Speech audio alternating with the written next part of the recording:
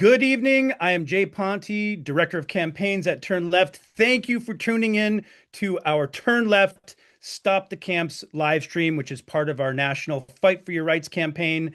And tonight we are going to be taking a sober look at what is happening in Southern Florida at a facility known as Alligator Alcatraz. Yeah, that sounds like satire, but actually it reflects a very real and very dangerous escalation in U.S. immigration policy. So this isn't just about Florida. This is about infrastructure being built to bypass the Constitution. It is about the quiet normalization of American internment camps. And that's why we're here. Joining us tonight will be leaders on the front lines, civil rights attorney Gerald Griggs, Pastor Doug Paget, Reverend Jen Butler, and Major Retired General Richard Ojeda.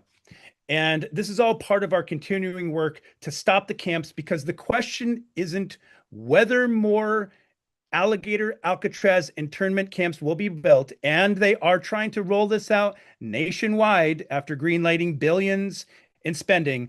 But the question is, what are we going to do to come together to stop it? Stay tuned. Watch your feed for links to join national organizing calls. Sign up at stopthecamps.com or turnleftpac.org. Stay tuned, because it is our job to come together, because these camps are coming to our backyard. So, ladies and gentlemen, thank you for joining us.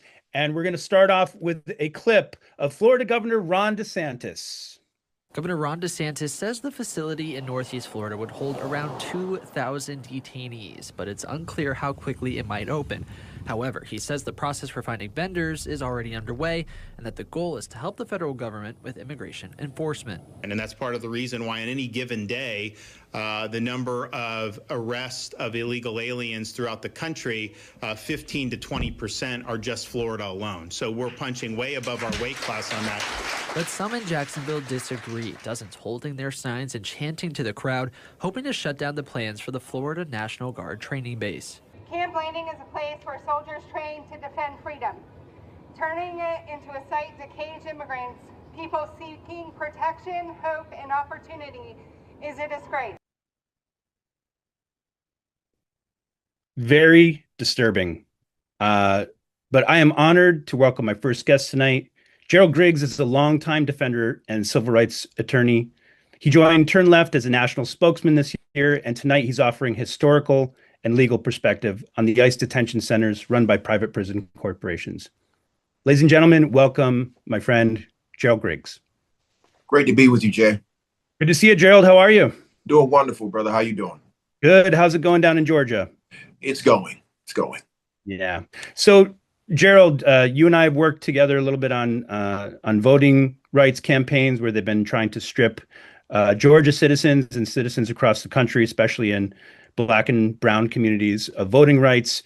And now we're looking at the biggest potential internment camp in Georgia rolling out. But I want to just start off with a little bit of the history. Can you tell us a little bit about the history of U.S. and internment camps and the constitutionality? Because the U.S. does have a disgraceful history of Japanese internment camps. But so I want to hear a little bit about the historical perspective. And are these camps constitutional? And so that's the disturbing part about American history. We always glaze over this. It's not the first time this has happened. It's not even the first time this happened this century. What you have seen is, over the course of national emergencies, a weaponization of race. And so the very first time we saw this would be the Japanese internment camps in the 40s during World War II, where the president signed an executive order to detain Japanese American citizens. And the issue was so fraught with legal ramifications that it was argued all the way up to the Supreme Court. And one of the most shameful decisions of the court was Korematsu versus the United States, where they actually said that this is legal. Now, recently, the court has repudiated that decision in a case against this current administration in its other iteration, which would have been Trump versus Hawaii, where they said that Korematsu was wrongly decided. But again, it's not the first time that America has interned its own citizens or even used detention facilities like this one before. Of course, the worst situation we've ever seen would have been slavery, but that's a different type of internment. We saw this during the first iteration of the Iraqi conflict, where you saw Guantanamo Bay used with regard to the war on terror. And so you see this over and over and over again. And we, as civil rights activists and we as civil rights attorneys, always sound the alarm. Even in the first term of Donald Trump's presidency, when we saw families separated and children in those cages with the mesh wrappings on them, we've seen this before under the guise of a national emergency at the southern border. Yeah, and of course was happening under the Obama administration as well. This is nothing new. But do these undocumented immigrants and legal residents, do they have rights? Are they protected by the Constitution? Absolutely, they're protected by the Constitution. And interestingly enough, one of the first attacks under this administration on birthright citizenship, the 14th Amendment gives due process to all persons. It's not just citizens. All persons have a right to due process. So those that are here that are undocumented have an absolute right to notice and an opportunity to be heard. That's why it's incumbent upon civil rights activists and civil rights attorneys to come forward and make sure that our Constitution is being used and those protections are being given to all persons. So, in your opinion, how much of this is being influenced by private prison companies like Geo Group and CoreCivic, who are being given enormous contracts? Billions of dollars have been earmarked for these expansions, and right in your backyard, we're looking at one of the largest expansions of these internment camps. So, but what role do you think the private prison industry is playing in this? Well, it's always about profit. You understand that first you have to otherize someone and then you profitize off of them. And so we're seeing that with regard to our immigration policy and the building of these private prisons. What you saw was a reduction over the last few years in the prison industrial complex, and now these private prisons being defunded and the overcrowding being removed. So you got to have somebody in those beds. And so now you're seeing those facilities transformed into detention facilities for immigration policy. And so you're seeing that. Of course, you're seeing private prisons explode in their profit, and you're seeing it being used in real time in our immigration detention facilities. Mm-hmm. Absolutely. Sort of the tail wagging the dog.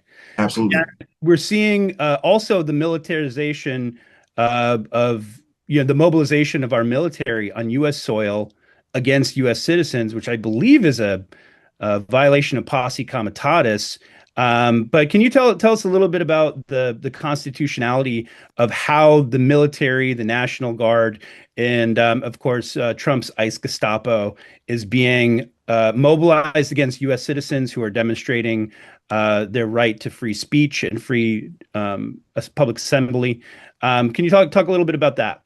Well, one of the first and most important civil rights is the right to free expression, the right to free speech. And we saw the weaponization of that in California and other places where if they don't like the nature of the speech, and again, most of these were peaceful, nonviolent protests, the weaponization of the National Guard in opposition to what state leadership wanted to happen on the ground. So in California, during the course of the protests against ICE, coming into communities where they were not welcomed, being masked, detaining individuals who were actually American citizens, disappearing individuals off of the streets. You saw mass protests, and then you saw the weaponization of the National Guard, the bringing in of active duty soldiers to police civilians. And so this is unprecedented in its scope. It's not the first time it's happened, but it's definitely unprecedented to see it happening within 6 months of an administration change. So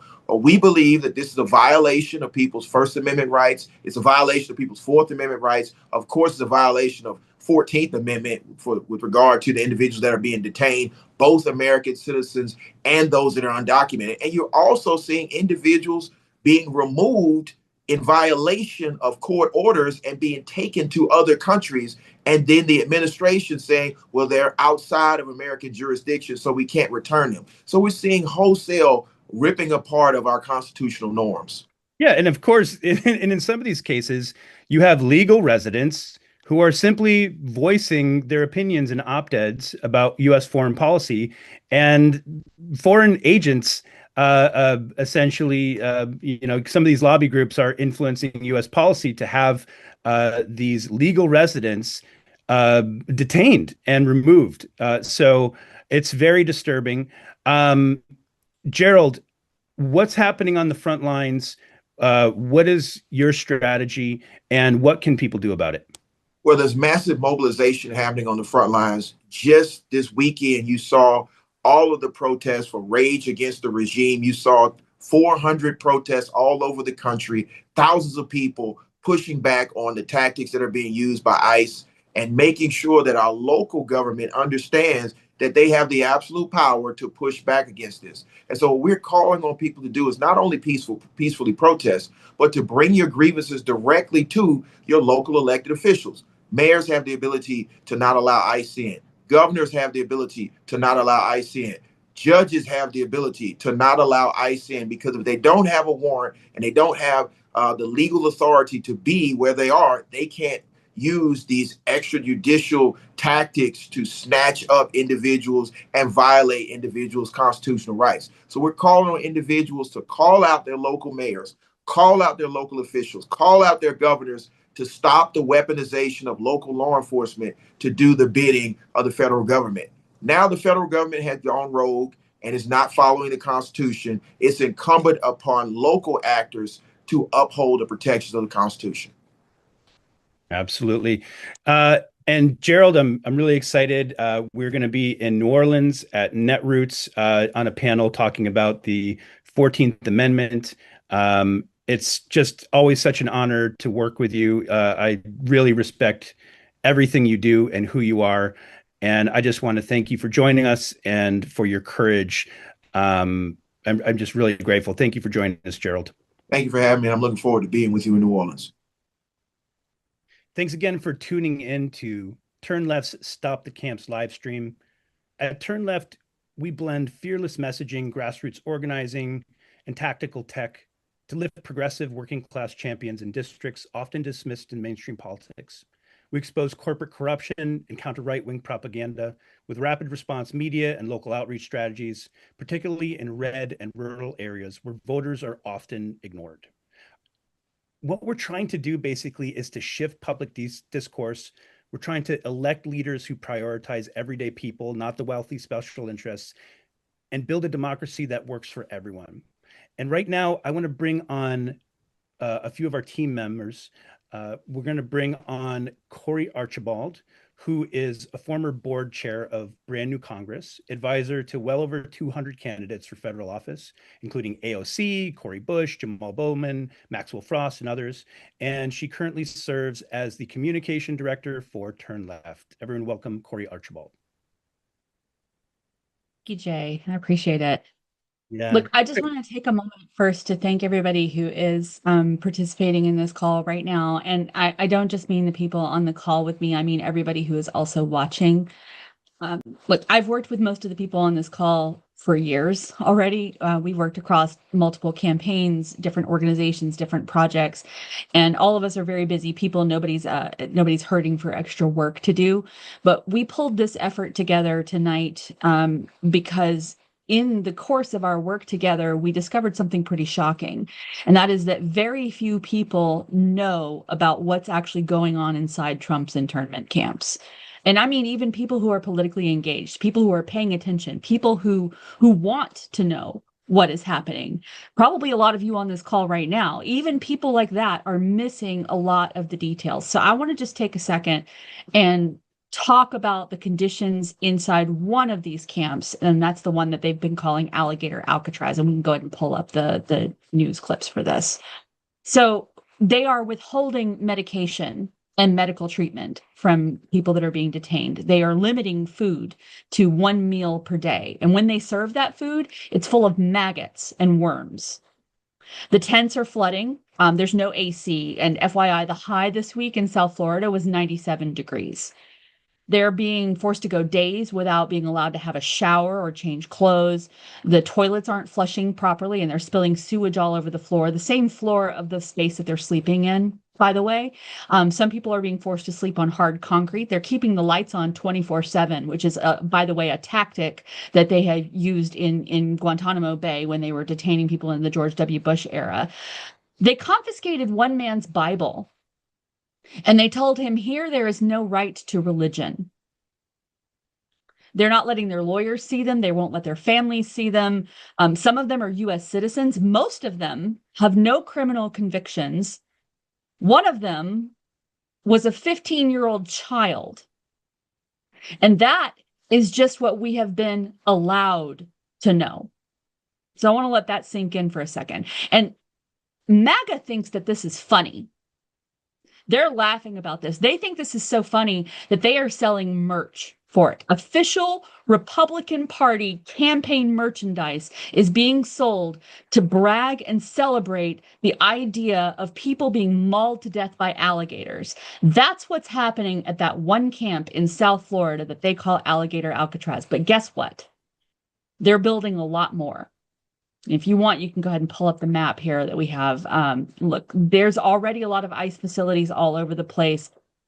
They are planning a second camp in Florida, just like the one that we just talked about. This one's going to be on an active duty military base, Camp Blanding, a Florida National Guard base.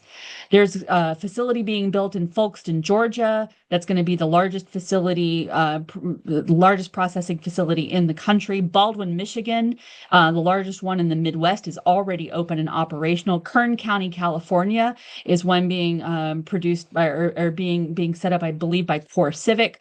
Camp Atterbury, a military base in Indiana. Fort Bliss in Texas, another military base. All of these are either already active or they are in the works. And that, folks, is a drop in the bucket. These ICE detention centers have already increased by 30% from what they had operational in October of 2024. And that was before we gave them over $100 billion. So that means that there is an alligator Alcatraz coming to your backyard real soon if we don't do something to stop these camps. And that is why we're here tonight. And I'm sorry I'm a little fired up, but Jay. No, I mean, that's exactly the correct response. And in so many ways, isn't this part of the tactic? Because not only you're trying to terrorize people, but these often are put in remote locations so that it's very difficult for people to have access to their constitutionally protected legal counsel. Is that, would you say that's correct? Yeah, that's exactly right. I mean, the facility in Baldwin, Michigan, for example, is located in the middle of absolutely nowhere in the center of Michigan, in the poorest county in Michigan. So they've now turned the poorest county in Michigan. They have turned the ICE facility there into the most prominent employer. In a place where you get to choose, if your job prospects are limited, whether or not you want to participate in incarcerating your neighbors and subjecting them to conditions like this. Yeah, that's what's happening. Yeah, and so thank you so much for raising the alarm. You really were the one who brought this all to our attention, called together a coalition. Can you talk a little bit about some of the partners that you brought together for this? Yeah, for sure. I mean, these are, like I said, these are great folks that I've been working with for a number of years. I mean, of course, I'm proud to be a part of the team at Turn Left, and I know we're going to be talking some more about the work that Turn Left does here in just a second, but also, my friends at Vote Common Good, they're doing exceptional work. Faith and Democracy. I mean, these are two organizations led by faith leaders who are driven by their values to stand up against Christian nationalism and MAGA extremism and just the hatred and cruelty and division that defines the Trump era. And then also, some of our other partners like Leaving MAGA, that's an incredible story right there that I encourage everybody to dig into. Rich Logis is a former Trump supporter who like found his way out of MAGA and realized how much he was being lied to. And now he is doing the just real yeoman's work in helping other people find their way out of that, community, that group. And then, of course, we couldn't be doing any of this without our friends at Dekleptocracy Project. I mean, these guys are real They dig into the corruption. They are the ones who are picking apart all of these private prison corporations and these no-bid contracts that are being handed out like candy, to really expose all of the nasty things that are happening there. So it's a really Yeah. strong coalition, and growing, and I'm excited about together. Yeah, and speaking of contracts, isn't it weird that Geo Group and Core Civic are getting contracts when Pam Bondi was a lobbyist for Geo Group, I believe? Isn't that weird? Isn't that weird, huh? So, Corey, this is not the first time that Turn Left was, sort of out front raising the alarm about this. Do you want to talk a little bit about the Alien Enemies Act? Yeah, for sure. So, what happened was in October 11th, specifically of 2024, Trump gave a campaign speech in Aurora, Colorado, where it was the first time on record that he mentioned the use of his intention to invoke the Alien Enemies Act of 1798. And he was very fascinated about the fact that it was 1798. And he announced his intention to invoke this law to facilitate his mass deportation scheme. And Turn Left immediately keyed in on what that meant, because that is the law that was used to justify the World War II era internment camps of both Japanese and German American citizens, and people who were residing in the United States at that time. So I mean, it was immediately apparent to us that this was a call to bring back internment camps, and frankly, that is exactly what's happened. But we jumped into action immediately, and I think that's what you wanted to show the group next.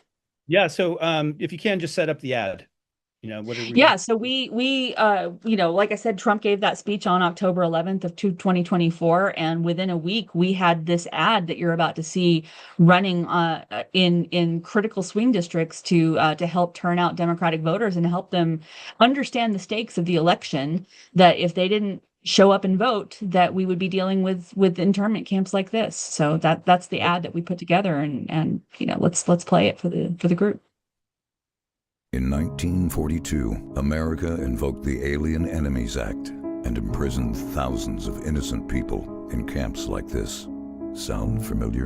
And I will invoke the Alien Enemies Act of 1798. Think of that. To hunt down, arrest, and deport every last illegal alien gang member until there is not a single one left in this country. We've been here before. If you stay home, it happens again. Vote November 5th, paid for by Turn Left PAC. Wow. Wow. Thank you, Corey. And coming up next, I also want to invite to the party Randy Jones. He's a senior advisor and media strategist for Turn Left. Welcome, Randy. Hey, thanks, Jay. Yeah. So, Randy, do you want to talk a little bit about Turn Left's approach to ads like this and some of our other strategies? Sure. Yeah. So, Jay, Turn Left is made up of a group of Democratic political consultants that we've worked on a lot of projects together in the past.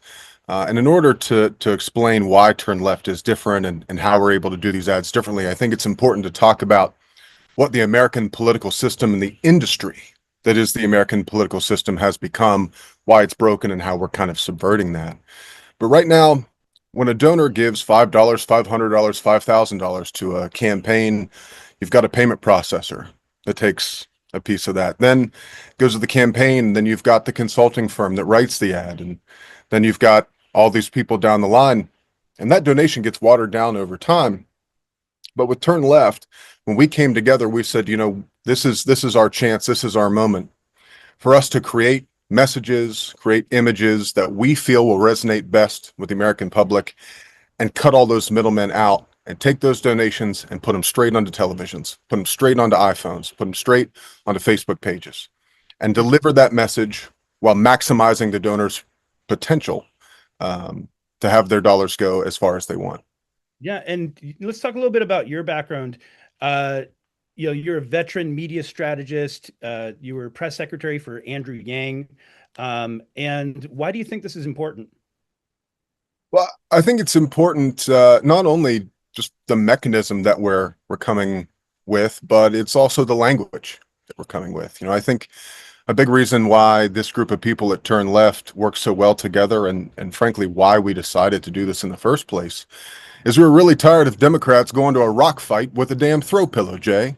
And so we said, look, if we're going to come up with messaging that we think is really effective, if we're going to come up with messaging that maybe some candidates are afraid to say, some groups are afraid to use certain words, certain truths, then we want to take that time and those efforts and be most effective with the deployment of those messages. And so when you combine the fact that we're not afraid to tell the truth, that we're not afraid to take these people to task, that we're not afraid to tell the American people what's really going on, and then deliver them in a way that is most economically effective for the donors, I think that's why it's important. It's to get these messages that must go out and out there while maximizing the return on the investment. Well said. Thanks, Randy. And thanks for all the work you do. One of the best, you wouldn't know this, but Randy is really one of the best secretaries in the game and getting those stories out. So thank you so much, Randy, for all your work. Thank you, Corey, for your work. And we're not, I think the point is that we're not sitting back playing defense. We're not just reacting. We're getting out ahead of it, and we're going to the places that have been left behind. Like we did in Austin recently. We went to Austin to respond to Governor Abbott's fascist legislative agenda. We built a coalition. We showed up on his doorstep at the governor's mansion with a coalition of, we had 800 people and a coalition for racial justice, gender justice, climate justice, undocumented rights, LGBTQIA rights, and we marched to the governor's mansion. During their legislative session, we were joined by James Tellerico and other great Texas leaders. And so, Randy, any other parting thoughts to folks who are feeling maybe disillusioned by the current political process? Yeah, I would say I get it. And as someone who lives, eats, breathes, and frankly sleeps it every single day, it's certainly easy to become discouraged. But I just think you have to turn that disillusion into passion and just get in the fight more than you have been before. And what we've heard so many great folks speak about today is that the moment has never been more important. We hear that every time, but now we're talking about the loss of due process in America. We're talking about a dictatorship beginning. We're talking about the fact that why we say history is doomed to repeat itself, what's happening right in front of our eyes. And so we can't let off the gas pedal. We have to go full blast. And the moment is now. And at Turn Left, we know that. And we're capitalizing on that moment. And we're committed to making sure that we overturn these elections in the midterms, take back the White House, and save this country. That's right. Thank you, everybody. Thank you, Corey Archibald. Thank you, Randy Jones. Thank you for all your tireless work. And thank you again to all of our partners. Stay tuned. We have more inspiring guests. We are going to hear from Reverend Jen and Doug Paget from Vote Common Good and for Faith and Democracy. We'll be hearing from a message from Rich Logis and Leaving MAGA. And so we just want to thank all of our coalition partners and everyone who is on the front lines doing the hard work of fighting fascism and standing for our undocumented communities and standing up for what it really means to be an American. Thank you again for tuning into our Stop the Camps live stream. Please share this with your friends. Let everybody know what is happening here because it's being tragically underreported. Please scan the QR code now because we can't do it without you. We don't have corporate lobbyists. We don't have billionaire super PACs. We just have you, and we can't do it without your support. And coming up next, we are going to be watching a clip of Donald Trump himself talking about this camp, followed by Pastor Doug Paget and Reverend Jen Butler talking about the immorality of these camps and some of the conditions, as well as Christian nationalism. So let's go to the clip. We're surrounded by miles of treacherous swampland, and the only way out is really deportation. They call it Alligator Alcatraz, Florida's new state-run migrant center located deep in the Everglades, surrounded by dense swamp and alligator terrain. It's projected to hold up to 5,000 detainees. Migrants from across the country are being transported here. But very soon, this facility will house some of the most menacing migrants, some of the most vicious people on the planet. But the idea that Alligator Alcatraz is only for violent criminals isn't supported by Florida's own enforcement plan for the Everglades facility.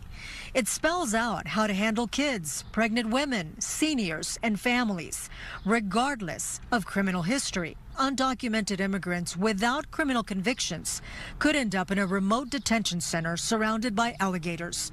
In his view, it's part of a bigger effort to wear people down and send a message. When you have individuals who are being picked up in California, in Texas, in Arizona, they're being sent across the country. But plenty of people seem to support the idea. Alligator Alcatraz merchandise is being sold across social media. And videos of families posing for photos outside the facility are starting to surface. Coming up next on our Turn Left, Fight for Your Rights, Stop the Camps live stream, we have two amazing guests. We have Pastor Doug Paget and Reverend Jen Butler. Pastor Doug is a progressive evangelical pastor and the founder and executive director of Vote Common Good. His organization works to inspire people of faith and good conscience to stand up to MAGA politics and Christian nationalism. Doug has led numerous direct actions, including confronting the Army of God MAGA convoy at the border, and I guess it was February in 2024. Reverend Jen is a powerhouse who spent decades organizing religious communities to fight for justice and to stand up to authoritarianism. And today she leads the Faith and Democracy group to confront the threat of Christian nationalism. Ladies and gentlemen, welcome Pastor Doug and Reverend Jen. Thanks, Jay. Great to be here. Hey, Jay. So good to be with you. Hi, Jen. Hey, Doug. Good to be with you again. So to both of you, thank you for your work. It's incredibly important. I just wanted to hear, so we just watched a clip that got into the camps that talked about, you know, what are going to be some of the conditions in the camps, talking about how some of the MAGA followers are buying merchandise. And, you know, and a lot of these folks identify as Christians. And I wanted to, let's start with Jen. What are your thoughts when you see that, when you hear that, when you hear people who profess to be Christians really having this type of worldview? Yeah, Jay, I feel furious right now. Like, I feel like Jesus in the temple, and I want to go flip some tables, to be honest. And it's hard for me to smile tonight, even though I'm with good company and I can smile at Doug and Jay. But, you know, I feel livid about what is happening. It's so unchristian when our text, our scripture tells us over and over again to welcome the stranger, that whatever we do to Jesus, whatever we do to the least of these, we do to Jesus. And people are going around celebrating detention camps, and they're not even just detention camps, they're torture camps. These are camps that will kill people. And I saw this during the first Trump term when they were separating children from their parents. I went down to the border and I saw firsthand as kids were, you know, finally let out, some of them by the grace of God, let out, carried into a Catholic respite center and seen by doctors and given a warm meal, but really on their last leg. And this is just pure evil. So I say I feel angry and livid, but I also feel sad because people are really being led astray.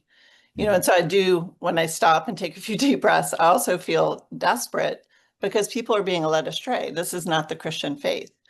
And people who live in fear and anger, you know, it does soul damage. And so I'm hoping, you know, that a lot of people, and I do hear people every day who are waking up and realizing what we were told would happen here is not happening here. We're not arresting felons or people who've done bad things or people who need to be taken off the streets.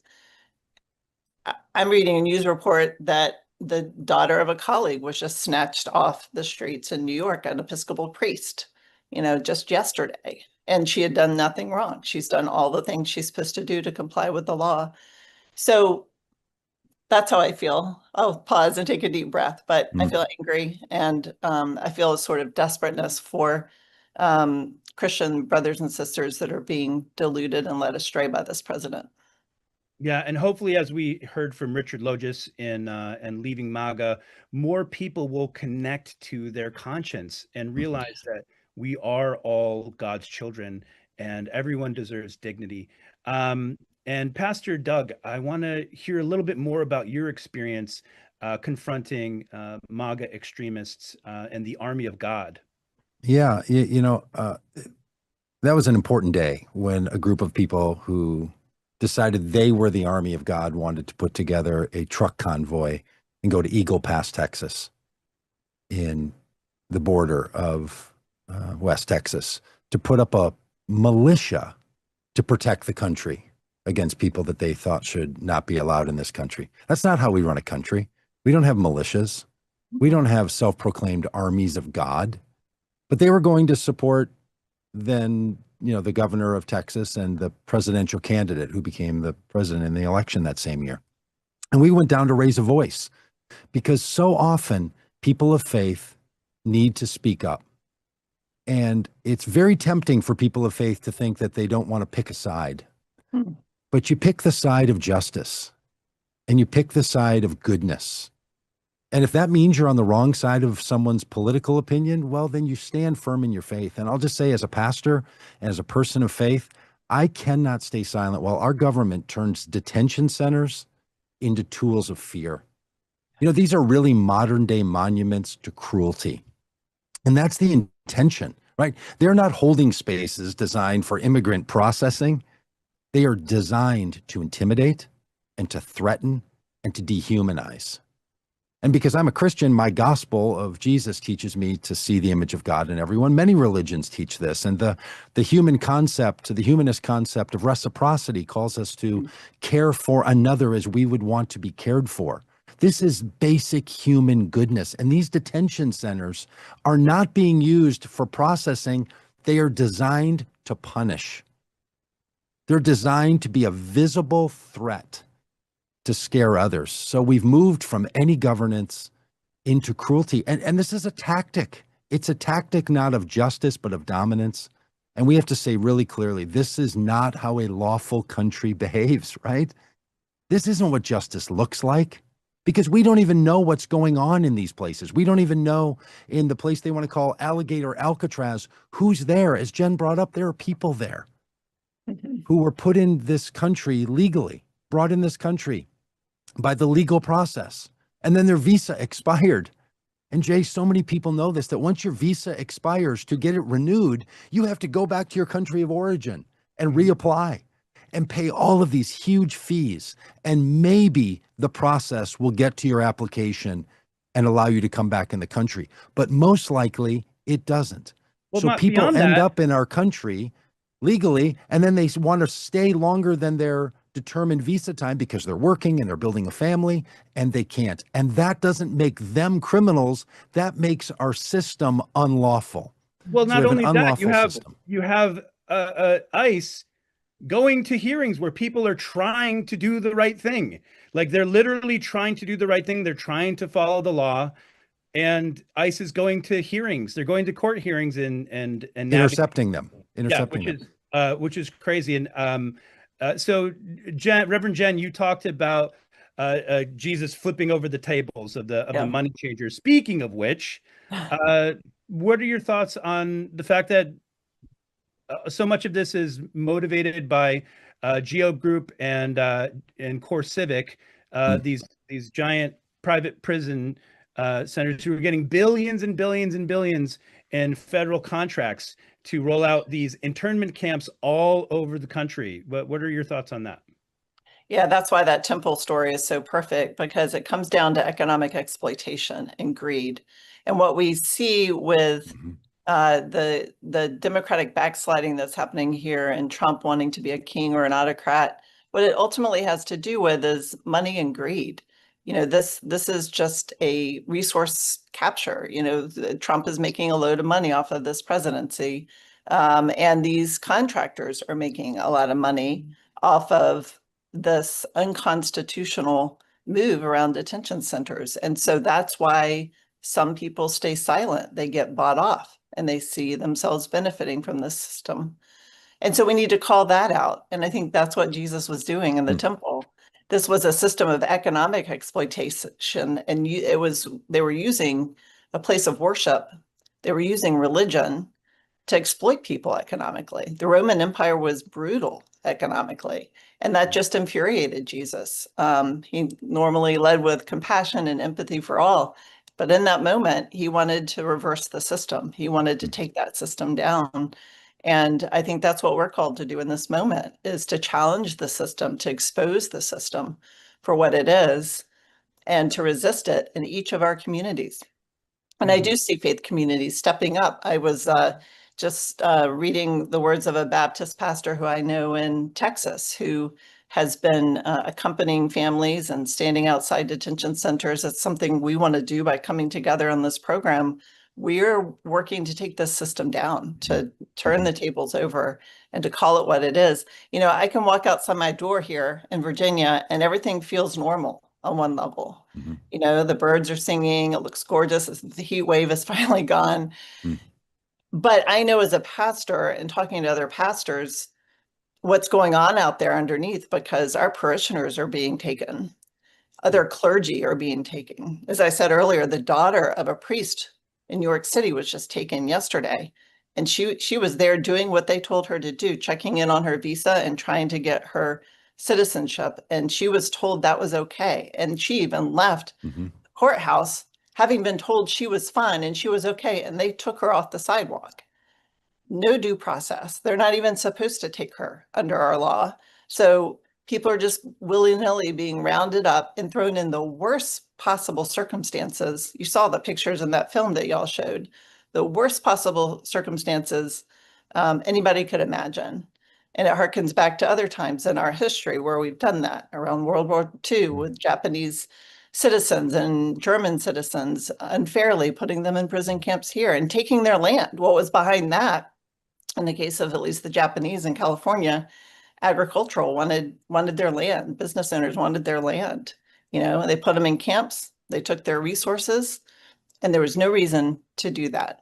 They were American and it is a stain. It is a stain on the American memory. Yeah. Japanese internment is a stain, and history will look back upon these internment camps and the persecution of our immigrant communities as a stain.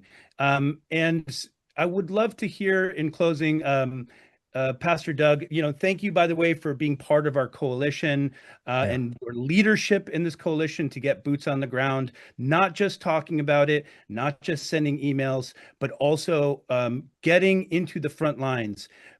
This is not a partisan issue. Right. And yet we have seen so many Christian nationalists from the pulpit using their pulpits to drive people towards right-wing extremist policies that have nothing to do with their faith. But I want to just hear from you.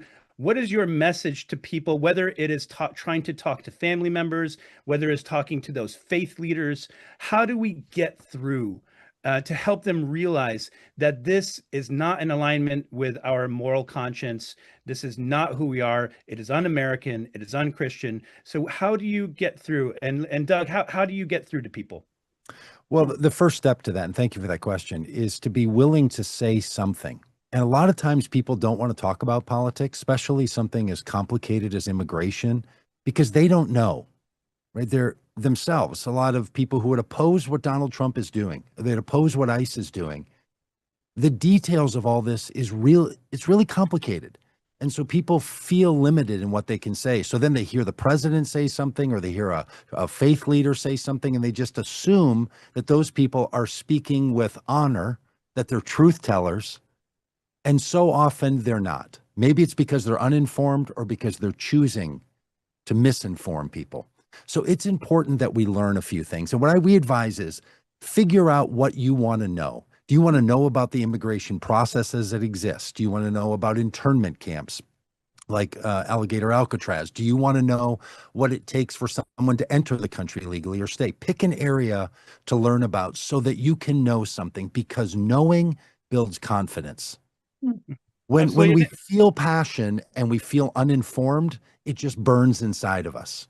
Yeah, And then to say something to a friend or a family member, really to reach out and say something. We're also going to encourage people to reach out to what some people know exists, which is the White House Faith Office. It's part of the Domestic Policy Council. It's now in the White House. And Paula White Cain is the senior advisor. Someone named Jennifer Crone is the person in charge of the office. And Jackson Lane is the special assistant to the president and deputy of the office. We're going to send them a whole lot of communication. We're going to communicate with them and say, you are the faith office communicating to the White House. This does not fit the faith of Christians, of Muslims, of Jews, of Buddhists, of Hindus, of the atheist community, of the humanist community. This doesn't match anyone's faith. And if you're going to be the office speaking to the White House about issues of faith, you have to stand up. We cannot let our politicians or our faith leaders have a pass on this issue. So I really encourage people to speak to their friends and their family, and then to speak to people who can do something about it. And the faith Office of Faith in the White House and your local pastor, that is a group that you can speak to.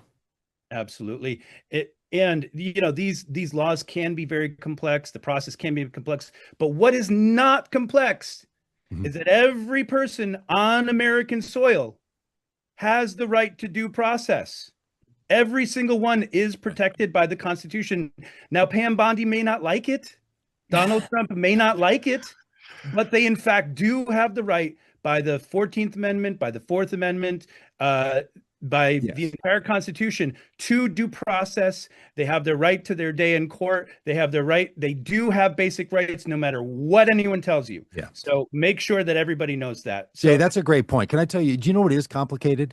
Sending humans to Mars is complicated. Do you know we have people that are working on whole plans to send people to Mars? Because we think we can do hard things and we can work on complicated issues. Do you know what we can solve? The immigration process in the United States. As long as it is broken, we should not be deporting people who are suffering under its brokenness. Look, here's what Republicans say all the time. Until we secure the border, we cannot fix the broken immigration system.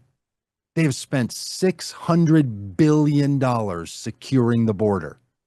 It will never be secured to their satisfaction. I suggest we say no deportations until we fix the system that's forcing people to be deported. well, I mean, let's call it for what it is as well. I mean, this is just a dog whistle and a wedge issue to distract the country from the fact that Donald Trump and his billionaire cronies they want to distract you from the fact that they are the ones looting the coffers. They're the ones who are, taking all of the money out of our social safety net so that they can enrich themselves with giant subsidies. And they want to blame the most vulnerable people to play on the white supremacy that is rife throughout this nation that we still must address within. So let's call it for what it is. And Jay, I'm with you. And I also want to add this. Look, and we're going to work as an organization in every single district to flip that's flippable from red to blue at the congressional level. And I'll tell you, every single candidate for the House of Representatives needs to be asked this year, a Democrat and a Republican, what is your plan to fix the broken immigration system? We cannot continue to only blame Republicans.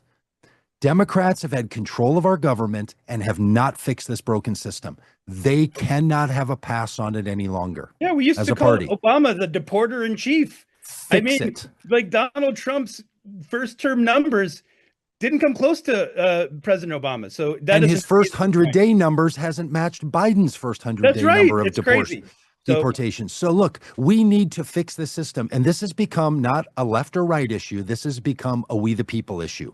We have to pressure every politician to fix it and stop letting them say it's complicated. We don't know what to do. If it's complicated, fix it. And fixing it is something we can do because look, this is not only bad policy, this is bad for the spirit and the spiritual heart of this country. It is harmful to the soul of America, what we're doing. And these internment camps are monuments to failure and monuments to cruelty, Well and they said. cannot exist. Well said. So Jen, take us out. Just a message from your heart to could be the people who are watching. It could be people who have family members. Just a message from your heart to theirs. Yeah, don't give up hope. Know that every act you take, whether it's talking to a family member or a neighbor, even just opening a crack in their reasoning, writing, calling your members of Congress, all of that matters. All of it tilts the arc of the universe toward justice. So, and if you and your family are affected, reach out to the faith community. Lots of us are with you. Lots of us are taking action to support, and you are in our prayers. And so we are in solidarity with you. And I look forward to being in solidarity with everyone as you join this movement. Come and join us. We're going to make a difference. Thank you. And just to remind everyone that getting involved, showing up is, if you're feeling hurt, if you're feeling scared, if you're feeling angry, coming together in real life with other humans is such a powerful message. Thank you for your work, Reverend Jen, with Faith and Democracy. Thank you, Pastor Doug. Vote Common Good. Please sign up on their websites, follow them. And ongoingly, we will be working as a coalition. Stay tuned, because there will be announcements for coalition calls, organizing calls, to see how you can get involved and make a difference. Please come and join us. Turnleftpac.org. You can sign up. Stopthecamps.com. You can sign up. And please stay in touch. And also, I also recommend Reverend Jen's book, Who Stole My Bible? So you can. Christian nationalists did that. So thank you Christian both. nationalists stole the Bible, in case you don't know the answer to the question. Okay, so thank you both for joining us. Take Thank it you back. for your work. And I'm just so honored to have you both with us. And I really look forward to the work to come. Thanks so much, Jay. Thanks. An honor to be with you. Again, thank you for joining us on the Stop the Camps live stream. And we can't do this without you. And we also can't do it without our partners. A big shout out to We and Goliath, and to our broadcast tech, Mike Cook, who have, I'm telling you, the work that they put into bringing this together has been absolutely tremendous. So we couldn't do it without you. We couldn't do it without our other coalition partners, Vote Common Good, Faith and Democracy, the Dekleptocracy Alliance, Free Speech TV, and also Leaving MAGA. Coming up next, we're going to hear from founder of Leaving MAGA, Rich Logis, who has created a group for Trump supporters who have realized that they have been lied to. And it also is creating tools for the friends and family of how they can speak to their loved ones who have been pulled into the MAGA orbit, so to speak. So, ladies and gentlemen, here is a message from Rich Logis. Hi, everyone. This is Rich Logis, Executive Director, Leaving MAGA. I partnered with tonight's organizations because there are so many Americans who are unaware of the extent of cruelty, injustice, and unconstitutionality of these camps. We will continue to speak out because we think that the Republican Party and Trump administration want to open additional camps rife with inhumane conditions. I live in Florida. The so-called alligator Alcatraz is in my backyard, and we've discovered that many across the country know very little about this camp. The leaders you're hearing from tonight are working tirelessly.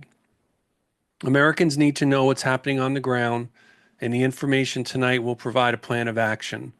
The GOP and Trump administration want us to believe that we're helpless, but we aren't. Thank you for being with us tonight and for supporting our work.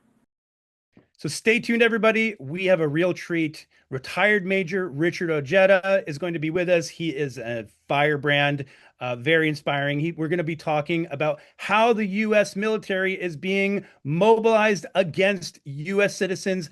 on U.S. soil. We're going to be talking about how these military bases are being converted into internment camps. But first, let's just take a moment to remember why Trump was mobilizing military against U.S. citizens. Maybe it had something to do with his failed North Korean dictator military birthday party, which didn't go so well. So let's take a clip and remember why.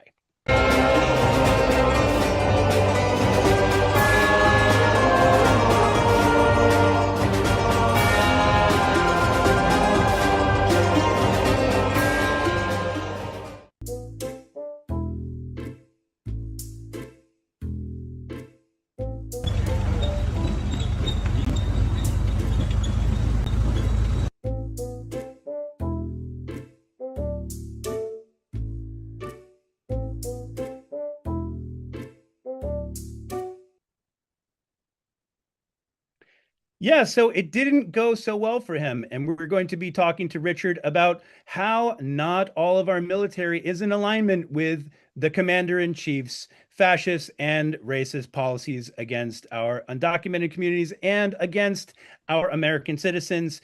Again, we're going to hear a little bit more about the military being deployed against U.S. citizens. Here's a clip. Here's a look at the latest developments. President Trump is mobilizing an additional 2,000 National Guard members to help protect federal buildings in L.A.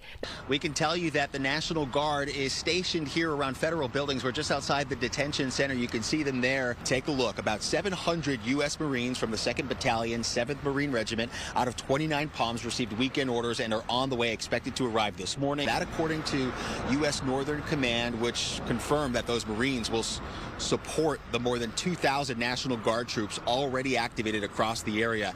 And late yesterday, the Pentagon said it's mobilizing an additional 2,000 National Guard troops under President Trump's order. And that now pushes the number of military personnel to more than 4,000, with growing opposition from Governor Newsom and Mayor Karen Bass, the governor calling the deployment unnecessary. The president's move to activate these National Guard troops marks the first time the federal government has done so without a governor's consent since the 60s. I am honored to welcome our next guest. Richard Ojeda is a retired Army major who has had multiple deployments in Iraq, Afghanistan, and other locations across his 24 years of military service. Richard is running for Congress, and I'm sure he's going to have a lot of thoughts about the use of U.S. military against U.S. citizens, the use of U.S. military bases. But ladies and gentlemen, welcome Richard Ojeda. Richard, how are you? I'm doing great. Thank you for having me on your show. All right. What's happening? What's happening in your world right now? Well, you know, we are running a congressional campaign. We're trying to put boots on the ground as often as possible. We are trying to meet with people. We're showing up at city council meetings, county commission meetings, board of education meetings. You know, we're just trying to find out what the major issues are so that when we are successful and make it to Washington, D.C., we know exactly what we got to fight for. And you know, this country really needs people like you, military veterans, patriotic Americans who are going to stand up for our Constitution, stand up for our citizens against the corrupt forces that are trying to use racism and corruption to basically push their political agenda. But Richard, you're retired, 25 years of military service, multiple combat deployments, right? 2 Bronze Stars, if I'm not correct. Am I correct in that? 2 Bronze Stars? Yes, sir. It was 24 years. Yes, you're right. 24 years, 2 Bronze Stars. What is your feeling when you see how our military bases are being converted into internment camps? I think it's absolutely unacceptable. We should not be using our military bases so that Donald Trump and his administration can show cruelty to people. It's not right. It's not what soldiers are for. And once again, you know, when he sent the Marines and the National Guard into California, that's not what we raise our hand and take an oath to do. We take an oath to support and defend the Constitution against all enemies, foreign and domestic. And right now, Donald Trump thinks that the military should be his personal, goon squad. And I really am disappointed in a lot of our senior leadership. because I'm not hearing anything from our senior leadership. You know, we keep hearing things that there's like friction at the Pentagon with Pete Hegseth, but I want to see these generals come out and start speaking the truth, because you know what? This is unacceptable. They're 4-star generals. You're not going to be a 5-star general. So do what is right. We expect you to do what is right. And right now, a lot of them are sitting quiet, acting like they're scared they're going to lose their job. We need courage right now. Make no mistake about it. Stand up and absolutely speak out against what's going on. And if he daggone decides to fire you and get rid of you, we'll bring you back on when he's gone. But don't allow him to make you look like a coward because you're going to sit quiet. That's unacceptable. That's right. And didn't they take an oath to defend this country against all enemies, foreign and domestic? Yes, absolutely. And, you know, look at what one of the first firings that they took place. It was the chairman of the Joint Chiefs of Staff. The chairman of the Joint Chiefs of Staff is in charge. He's the leader of the Joint Chiefs of Staff. And why did they fire him? Because he had an impeccable record. They fired him merely because of the color of his skin. And we're watching that. We're watching women their careers are getting schwacked because they're women. We're watching people of color get their careers schwacked because they're of color. And it's blatantly obvious. And right now, this is what bothers me, is that these general officers, they see that. You know, where is the outcry when they try to take away the education of the Tuskegee Airmen and the Buffalo Soldiers? You know, these people fought our wars. And right now they're trying to basically remove that history. And anybody in office, or I'm sorry, anybody that's a general in the military should be fighting for that. Our soldiers, sailors, airmen, and Marines, we're better because of the people that serve in our ranks. And those are people of all race, creeds, and color. And it is unacceptable right now that we have a bunch of racists in Washington, D.C. that are trying to erase the history that is absolutely so rich with people that have went above and beyond. And it's unacceptable what we're seeing right now. Yeah, you're seeing all those doctored photos of MS-13 tattoos, but let's take a look at Hegseth's tattoos, right? Let's take a look at that. So Richard, your family has a deep history, but before we get into your family's history, you know, we're talking about, you know, Trump's military, and I couldn't help but notice when he deployed U.S. soldiers, Marines, against American citizens exercising their constitutionally protected First Amendment rights to free speech and assembly, was really strange to me that it came after his birthday flop, his North Korean dictator military flop, right? Remember, he tried to.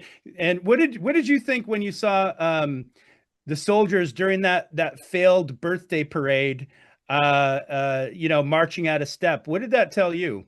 Well, first and foremost, every soldier, sailor, airman, and Marines knows how to march. But the thing about it is that, you know, we do that for change of command ceremonies and stuff like that. This was nothing more than a wannabe dictator's parade. And you know what? It's kind of like I could tell that the general officers knew that this was garbage, and they just basically told everybody to route step, and they just walked. You know, it wasn't what Donald Trump wanted, you know, but it's exactly what he deserved. I don't think that what do you think about seeing the Marines deployed? And largely, we have peaceful demonstrations. According to, I've been in LA for 20 years, and according to every single report, these were peaceful demonstrations until ICE, until the police, and until the military showed up. But what was your thought? What was your feeling seeing Marines being deployed against U.S. citizens, especially to cover over the embarrassment, allegedly, potentially, of Trump's failed North Korean dictator birthday parade? How dare he, a draft dodger, 5-time draft deferment? How dare he place soldiers, sailors, airmen, and Marines on, you know, the streets of Los Angeles? Of course, it was the National Guard and the Marines, you know, placing those people there. And literally in some cases, I mean, we may have seen people putting hands on each other and things like that. You don't do that. You know, Marines are absolutely amazing people, and they are warriors, and that is an absolute fact. And Donald Trump put them down there because Donald Trump wanted them to hurt Americans. And what type of leader does that? That you're literally, and once again, we know that they were peaceful protesting. You know, they were exercising their First Amendment right. And that wasn't good enough for Donald Trump. Donald Trump wanted to cause a problem. Donald Trump wanted to make some noise so people would look the other way, because that's what Donald Trump does. You know, his parade was an absolute flop. Our troops are not there to daggone, you know, to play for you.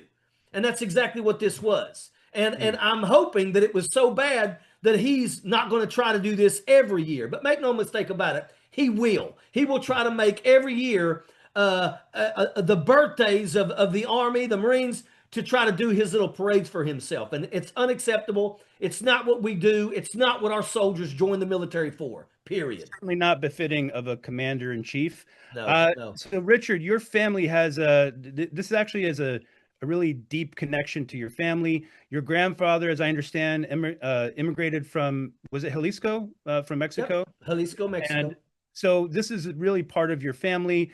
I'd love to hear your thoughts and feelings based on your family's history of coal mining.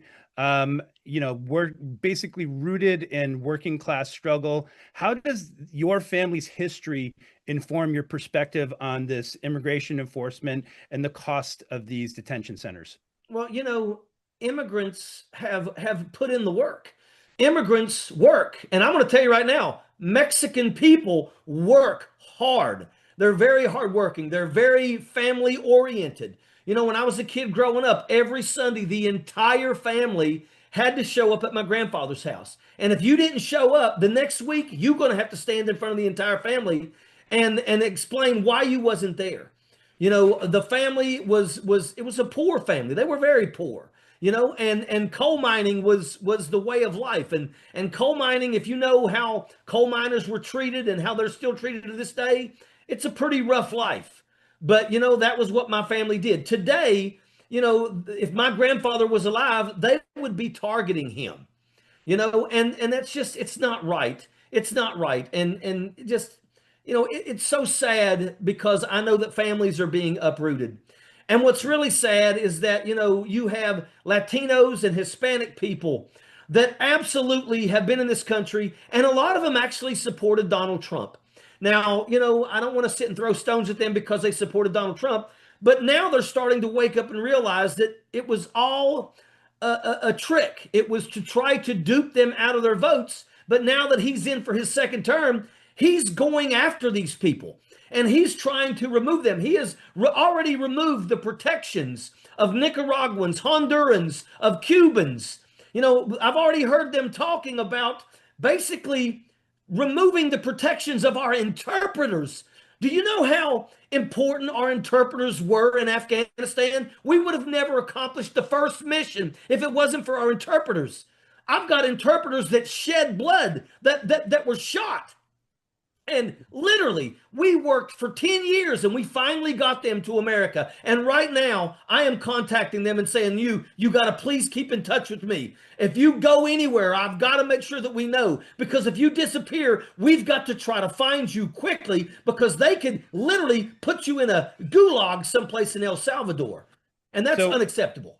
It's unacceptable. It's unconstitutional. It's un-American. And I think the main point is that this issue is not a partisan issue. Okay. We are fighting for the basic foundation of our democracy, which is hanging by a thread. And clearly this administration is doing everything it can to move us towards a dictatorship, including talking about, you know, staying in power for, you know, coming back for a third term. I want you to just give us some closing words, especially talking to your comrades in the military, those of the people in service. If you had a message to offer to your fellow service people and the American public about this time, what would be your message to America and to our military and our veterans? there was more people that chose not to vote at all than voted for Donald Trump. You know, if you're serving in the military right now, you see what's going on. And I'm going to tell you that, you know, there's nobody that is, we don't have stupid people in our military. We have one of the most educated fighting forces on the face of the earth.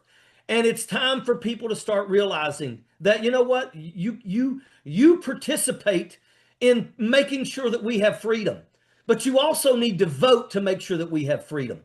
And right now, nobody gets to sit in this one out. Nobody gets to sit it out. I tell people that if you're driving to the polling place to cast your vote and you're in an empty car, you're wrong. You need to fill that car with people so that everybody can go and make sure that they have their voices heard. We need people to get to the polls. Right now, we have an administration that is trying to do away with our democracy and bring a dictatorship. And everybody in the military should understand that that is something that we cannot allow to happen. And therefore, nobody gets a pass. Nobody stays home. Everybody goes to the polls and has their voices heard. And that's the only way we're going to save this nation, is if people get involved and stay involved. That's right. Thank you, retired Major Richard Ojeda.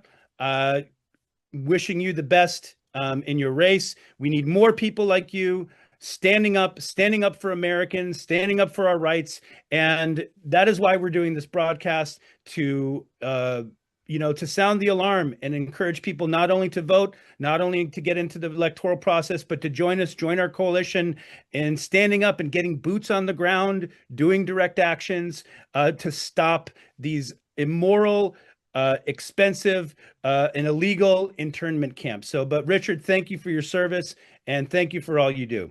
Thank you for the opportunity to come onto your show and basically allow me to exercise my freedom of speech. So thank you very much, and you have a blessed day. Thank you, Richard. Thank you once again, everyone who tuned in. Thank you for joining us for Turn Left's Stop the Camps live stream.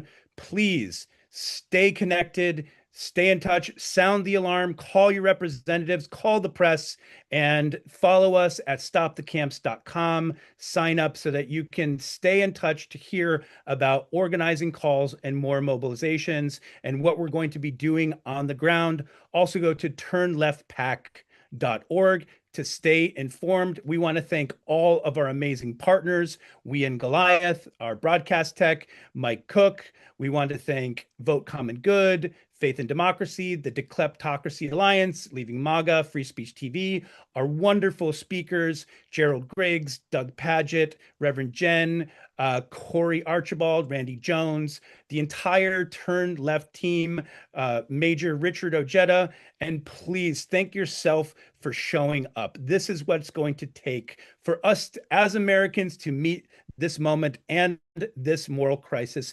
No one is coming to save us. If we are going to get through this, it is going to be together, and it is going to require all of us. So thank you for joining us. StopTheCamps.com. We cannot do this without your support. We are funded entirely by small individual donations. So please support us and join us.